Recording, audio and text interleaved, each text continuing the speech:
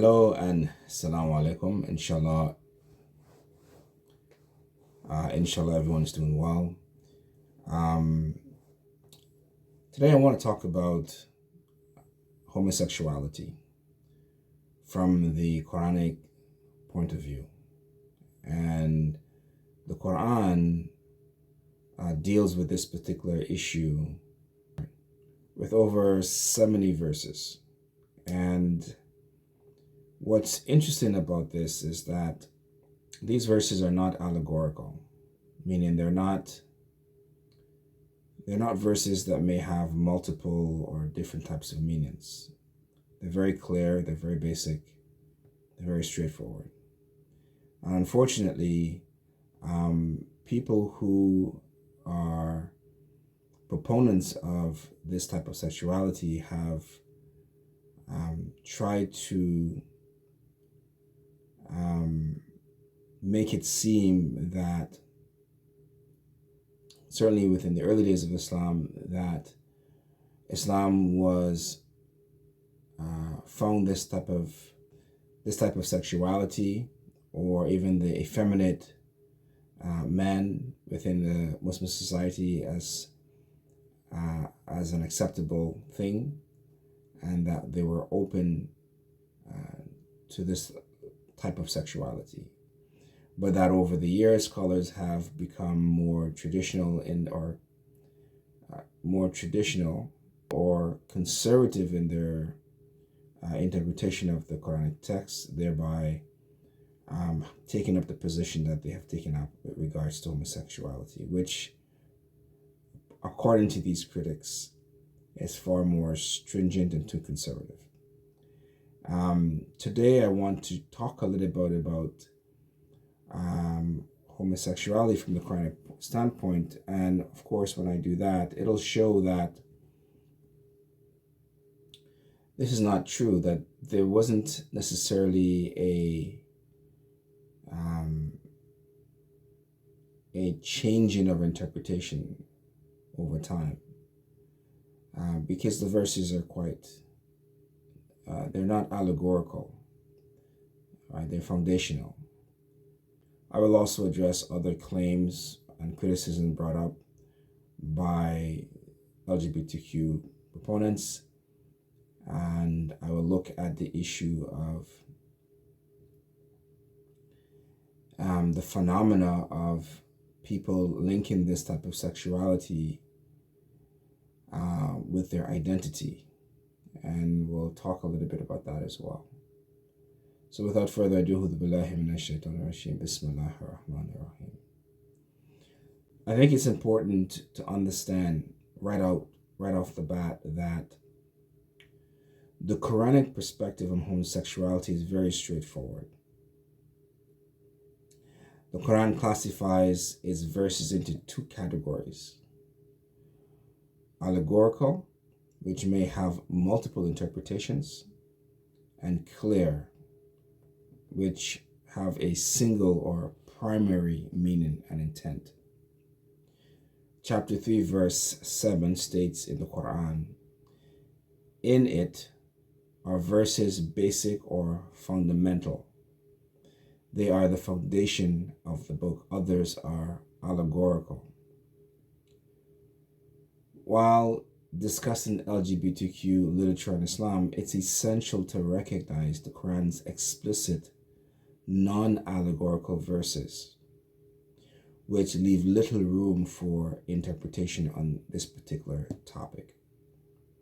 A prime example is found in chapter 7, verses 80 to 84, where Lot addresses his people. He says, "What, do you commit an indecency such as none in the world committed before you?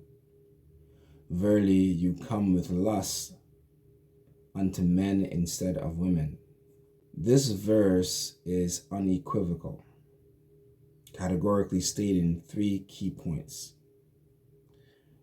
Lot's people engage in same-sex desires instead of relations with women. This act was considered an indecency. And lastly, It was the first recorded instance of such behavior in human history and revelation. Muslim LGBTQ proponents have stated that the Quran does not forbid or take issue with homosexuality as a gender or orientation per se. That divine punishment came to Lot's people because they were engaged in sex that were coercive and non-consensual. However, in none of the verses related to Lot's story, all of which are basic and non-allegorical, does it ever address issues of consent or coercion.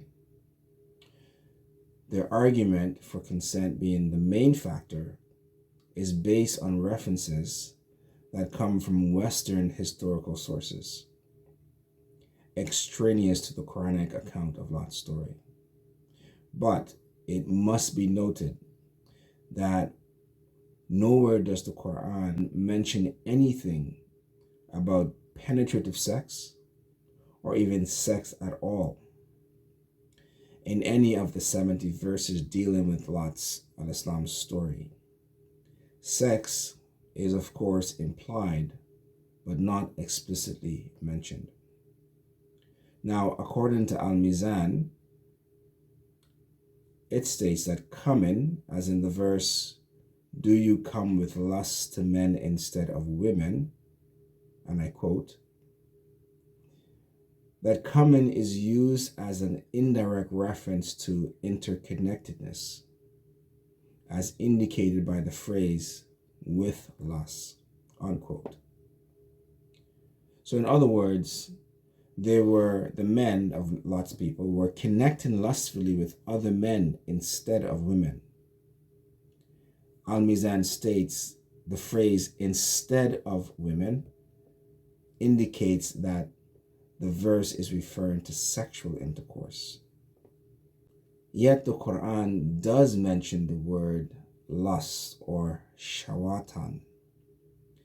It also explicitly states that when lust is directed towards the same sex, it is indecent. It also considers such behavior unnatural by condemning such behavior as never been done before. Hence the verse, "Do you perform an act that no one has ever done before in all the worlds?" And it is indecent precisely because the sexual desire is misplaced or misdirected towards the wrong sex or gender. So in this sense, the Quran does speak directly to the issue of same-sex orientation and gender. Hence the question, you approach men with desire instead of women. Now, LGBTQ Muslims claim that not only were young men subjected to coercive sex, but as well as young women forced into an equivalent of a modern-day prostitution situation. Here again, consent being the primary issue and concern, they argue. However, in chapter 11, verse 78, the Prophet Lot does something that calls into question the accuracy of this viewpoint. He says, "O my people, these are my daughters, they are purer for you." If the historical account is true, namely that the unmarried women of Lot's society, without exception, were subjected to forced prostitution as part of a cultural and religious rite, why did his people refuse to accept his daughters, saying, "Well dost thou know, we have no need of thy daughters. Indeed, thou knowest quite well what we want." Even if they didn't desire them for marriage, they could have potentially subjected them to sleep with men as part of the cultural and religious practices of that era. However, this is inconceivable, as Lot al-Islam would not have offered them if there were any possibility of this. The Quran states that Lot's people's behavior was unprecedented. While vile actions such as rape and forced prostitution have been committed by communities before, the Quran brings to light a new set of unprecedented illicit behavior. This suggests that the Quran is not solely addressing issues of rape and prostitution, but rather a far more unique set of sexual misconduct. Moreover, the phrase, "you know very well what we want," could be interpreted as expressing sexual interest in Lot's guests, who were men, when considered in the context of the statement, "approaching men with desire." The narrative of Lot's story is often referenced by LGBTQ+ Muslims to shape their interpretive perspective on what they believe the Quran conveys in the story of Lot. However, their viewpoint appears to be more of an insertion of their neoliberalism ideas into the text, and it doesn't align seamlessly with the Quranic narrative. The Quran encourages learning from the histories of ancient societies, but doesn't necessarily require reference to external historical accounts, particularly when its verses are clear and fundamental in meaning. The Quran, like other religious texts, does not employ contemporary terms such as gay, lesbian, or sexual orientation, nor does it use specific phrases that directly refer to LGBTQ+ sexuality. This absence of such terms is not problematic because the Quran focuses on two key principles. The first is what constitutes aberrant sexual behavior. The Quran's stance on this is evident in Lot's story, where it emphasizes how lust towards the same gender is aberrant. And secondly, that normative sexuality is binary, or existing only within a duality, that is to say, between a man and a woman. Quranic verses such as chapter 4, verse 1, emphasize this binary nature of sexuality.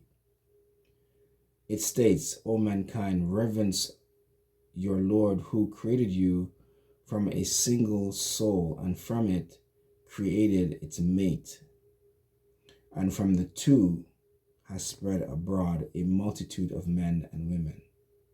This verse underscores normative sexuality as binary or dualistic, existing between a man and a woman. It highlights that the sex function in the human creative process operates within this binary or dualistic context, emphasizing the complementary nature of male and female sexuality. In other verses, we witness the reference to this binary, such as, "And among his signs is this, that he created for you mates from among yourselves, that ye may dwell in tranquility with them, and that he put love and mercy between your hearts. Verily in that are signs for those who reflect." In another verse, it states, "Your wives are a tilth for you, so go into your tilth when you like." What's interesting about the word tilth here is that it refers to a physical condition of soil that affects its suitability for planting or growing crops. In this sense, tilth can symbolize fertility, productivity, or nourishment, attributable to the feminine. Thus, the verse is clearly showing that a man's mate carries these feminine qualities and the potential for life. Similarly, as life emanates from the cultivation of fertile soil. The binary concept is further emphasized in the Quran, highlighting the balance and duality that form the basis of human life.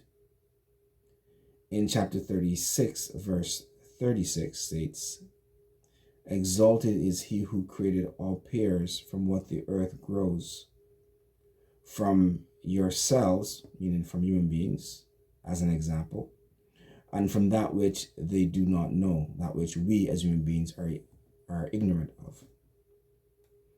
Now, this verse underscores the idea of balance and harmony in creation. It emphasizes that all things are created in pairs, including human beings, mirroring, of course, the binary nature of human sexuality. In the very next verse to this verse, it reads in very symbolic language. It says, "And a sign unto them is the night. We strip the day therefrom, and behold, they are in darkness. And the sun runs to a dwelling place of its own. That is a decree of the mighty, the known. And for the moon, we have decreed mansions, till it returns like an old palm stalk. It benefits not the sun to overtake the moon, or the night to outstrip the day. Each glides in an orbit." Remember, I said that this verse follows immediately after this verse, where it says that exalted is he who created all pairs, from what the earth grows, and from things, and from them, and from yourselves, and from that which they do not know. So the verse moves from a very clear, precise, and fundamental verse into a more symbolic verse. But these two things are related to each other. So in the one verse, God speaks of creating things in pairs, the duality. And in the next verse, right, he highlights the symbolic meaning of duality in creation, symbolized by the sun and moon, each moving in its own orbit. This celestial duality mirrors the binary or duality of male and female, both essential to life. Their complementary roles, like the sun and moon, maintain balance and harmony, making life possible. Any disruption to this balance could lead to life's destruction. Thus, the binary male and female is as fundamental to life as the sun and the moon are to our world. And I have also spoken a little bit in my previous video to this one about the role of the sun and the moon as one of the signs of God.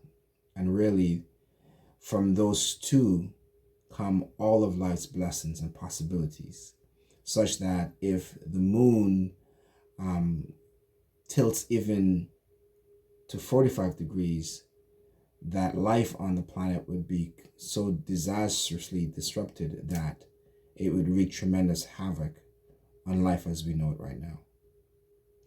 And God talks about setting up the balance, and this is exactly what he has done with the sun and the moon.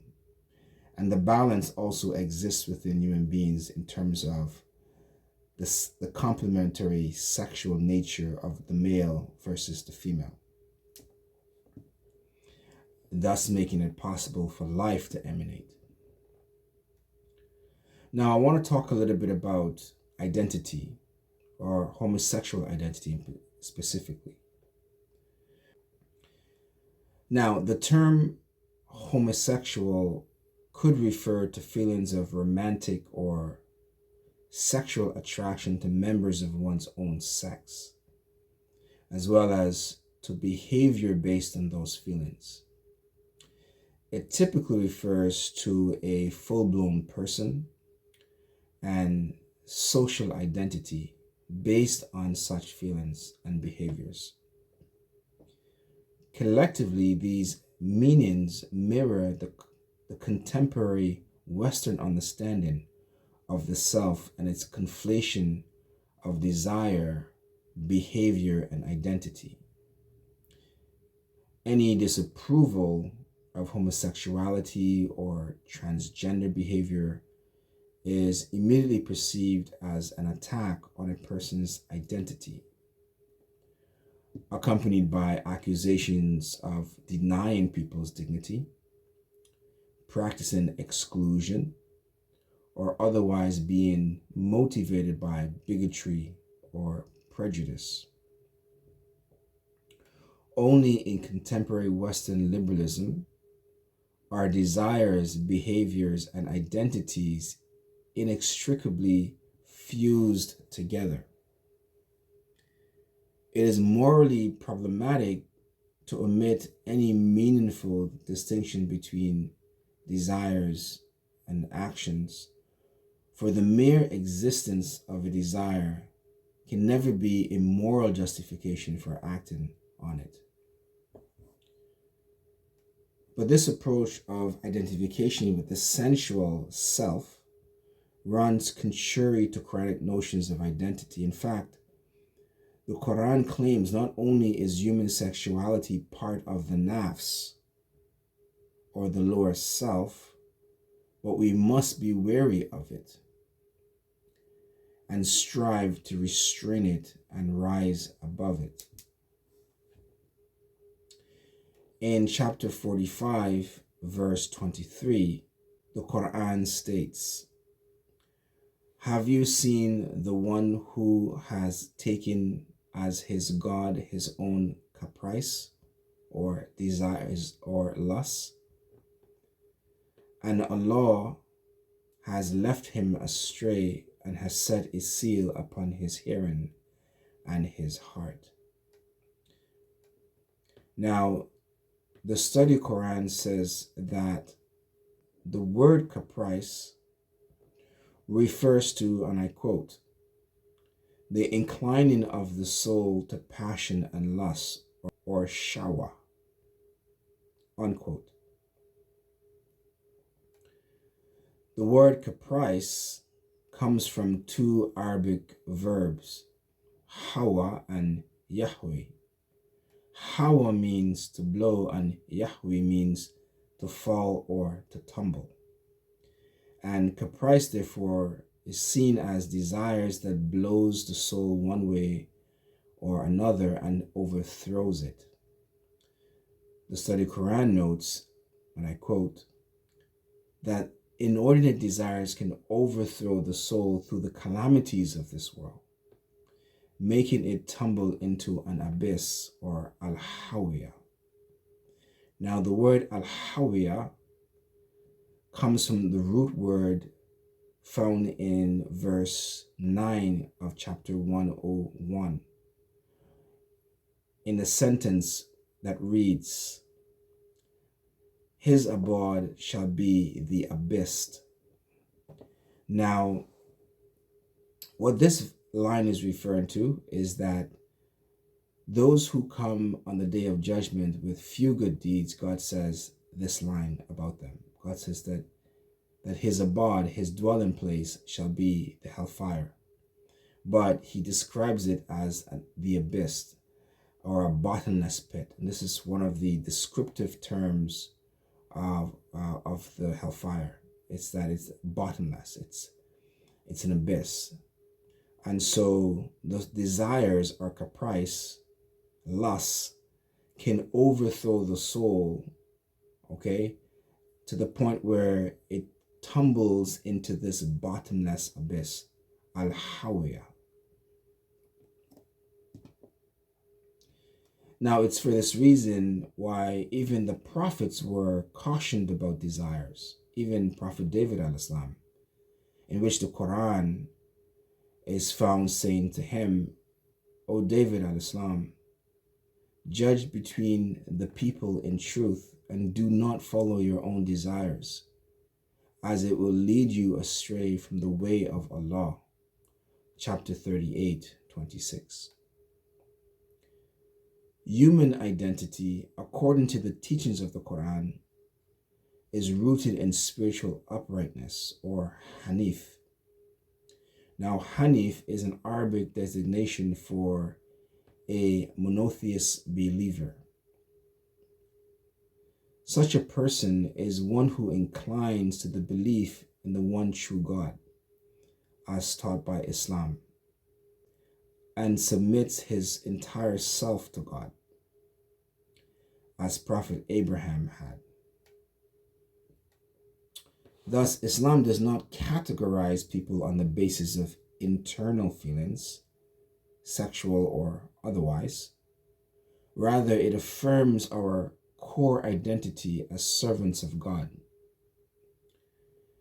defined essentially and primarily in terms of our belief in God, our love of and submission to Him, and our devotion to Allah's Messenger and obedience to the path He was sent to establish for the welfare and success of mankind until the day of judgment.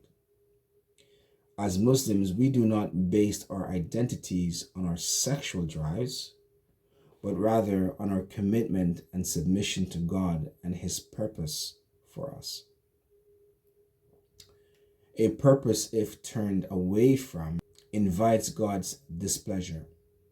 Hence the Quranic verse, O you who were given the scripture, Al-Kitab, the people of the book, the Christians and the Jews, believe in what we have sent down. Believe in the Quran, confirming that which is with you, before we obliterate faces and turn them toward their backs, or curse them as we curse the Sabbath breakers. Chapter 4, verse 47. According to Al-Mizan, I quote, this verse makes it clear that it refers to a sort of divine management of the soul which changes its nature, unquote.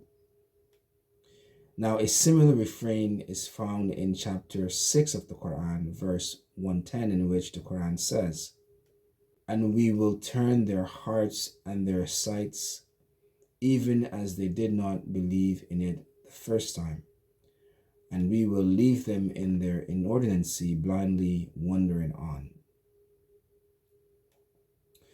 The threat of God's punishment in these verses is entirely due to the fact that the obliteration of their hearts, or the soul. This is because the soul is the real identity of the human being, one that can be perfected if patterned on righteousness or uprightness, as in chapter 67, verse 22 to 23 says, who is better guided, he who walks groveling on his face, or he who walks upright on a straight path? In chapter 91, verse 7 to 11, it states, by the soul and the proportion and order given to it, then He inspired it, He being Allah, to understand what is right and what is wrong for it. Truly, He succeeds, the person succeeds, that purifies it, and He fails that corrupts it. The corruption that God alludes to here is when we subscribe to our lower desires in preference to what God and His Messenger has permitted for us. In conclusion, then, the Quran's perspective on heterosexuality is based on its principles of normative sexuality, which is characterized as binary. Any deviation from this norm is considered unnatural and indecent. The Quran places a higher emphasis on spiritual identity over sexual orientation. It addresses this topic in a clear and straightforward manner with verses that are non-allegorical in meaning and intent, leaving no room for interpretation. Thank you. Assalamu alaikum. Goodbye for now.